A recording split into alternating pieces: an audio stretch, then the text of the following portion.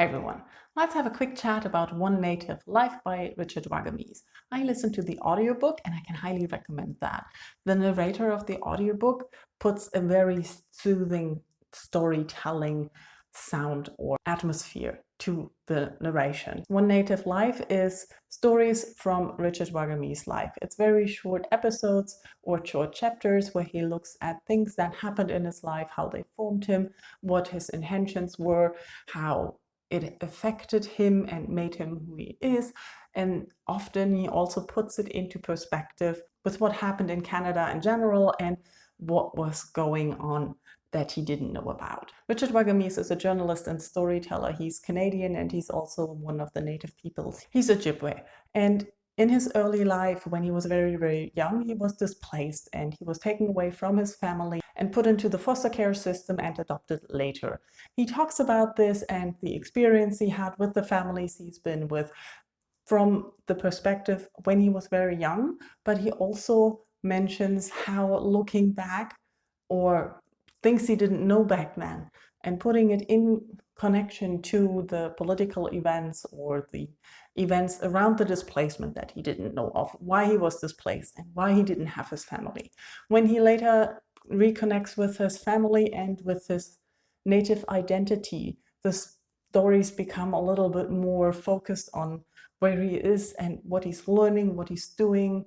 It's less looking back and putting things in perspective, but also more a search for identity. I really enjoyed listening to this book because you hear a lot about a young man growing up, finding his place in his personal identity, in his national identity, but also in his tribal identity. Is that the word? I'm not exactly sure on that one.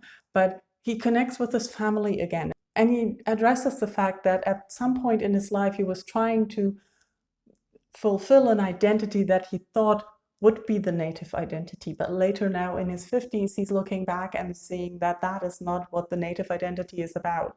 There's a lot about growing up in Canada in the 60s and 70s and 80s and him working as a journalist, his bad times when he ran away from his family, a lot of alcohol abuse, and also being settled now, how his life is now. I really think this is a very interesting book. Aside from the fact that it's always interesting to hear about someone's life that is completely different to yourself, and let's be real, my life in Germany is different from his in Canada.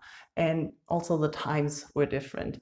But also the way it is told, I really like that, how he connected the past with the present and reflected on what he knew back then and what he didn't know and what he misinterpreted and what he didn't notice. And I also think it's very interesting to see in memoirs how people grow, how they become themselves and find their identity. And especially in this case, when it's finding an identity in a world where your identity is suppressed and not part of the majority, and you really have to dig deep to find it. And I enjoyed that. And like I said, the audiobook was wonderfully done. I really enjoyed listening to it, and I can highly recommend it. As usual, I'm curious to hear if you have read the book, if you have heard of Richard Wagamese. I didn't.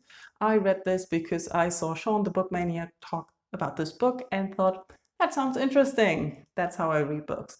Anyways, let me know in comments what you think about the book, if you're interested, if you've heard about it, if you like Richard Wagamese, anything. And thank you all for watching. Bye-bye.